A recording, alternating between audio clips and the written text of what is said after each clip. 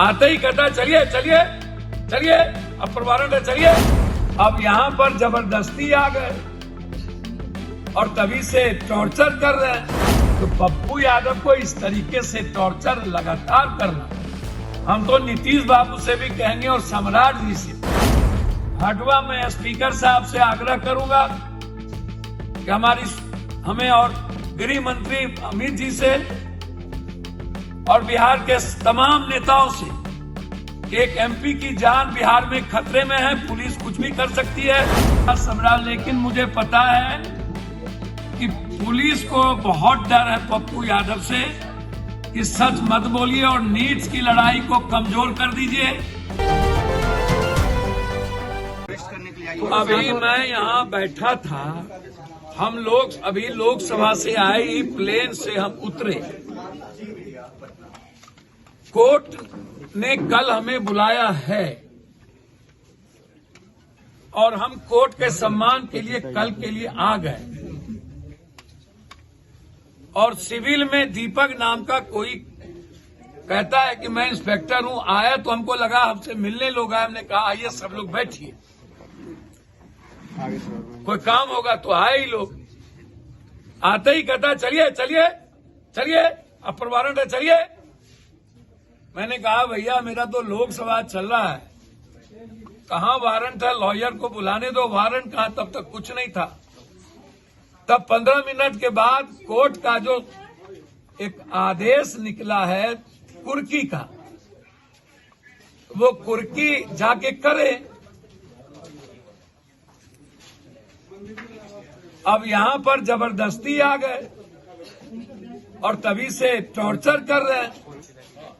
तो हमको शंका लगी कि ये मरवा तो नहीं देंगे भैया। ये तो जिस तरीके से किया उससे तो लग रहा है कि लोग मरवा भी सकते थे।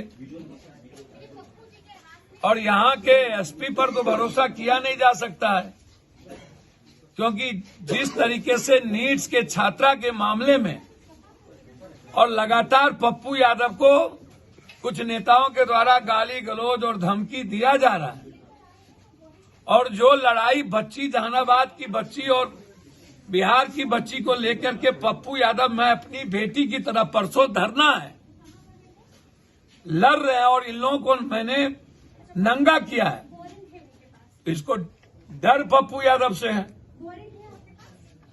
तो पप्पू यादव को इस तरीके से टॉर्चर लगातार करना, हम तो नीतीश बाबू से भी कहेंगे और सम्राट जी से।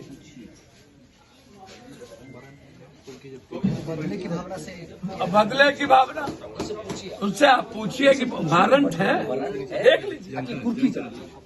मेरे यहाँ वो कैसे आ सकते, खुर्दा की कुर्की का है तो जाए कर ले। मेरे यहाँ वो कैसे आ गए बिना वारंट के? क्या कहा आते हैं उन लोगों ने? चलिए, हमको लगा कौन आ गया मारने के लिए भाई। हमरे भैया कौन है आप? अब वारंट है चलिए, मैं दीपक कुमार हूं। हमने कहा सिविल में कैसे आ गए भैया? बहुत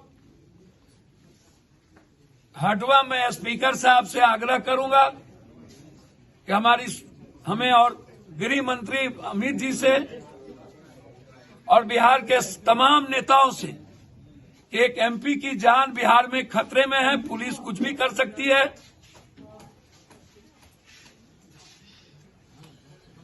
आप हमें सुरक्षित करें।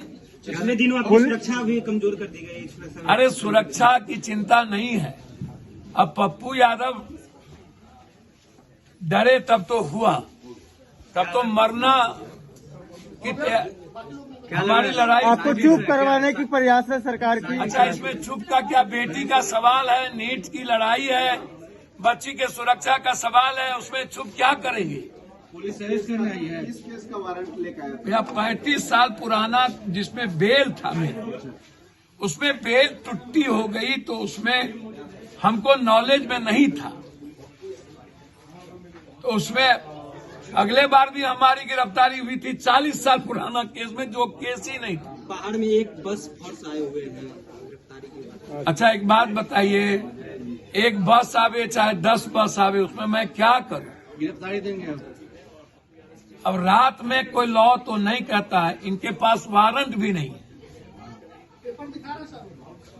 जी वो कुर्की वाला पेपर है भाई, तो पढ़ लीजिए ना। तो पुलिस इतना भी नहीं पढ़ पा रही है, वारंट और कुर्की क्या होता है पप्पू जी? वो वारंट लेके ना आएंगे। रात में जान की भी डर लग रही है आपको? अब हमको काहे का डर लगेगा, हमको गजब बात करते हैं, लेकिन हम जरूर चाहेंगे सारे प्रेस वाले से।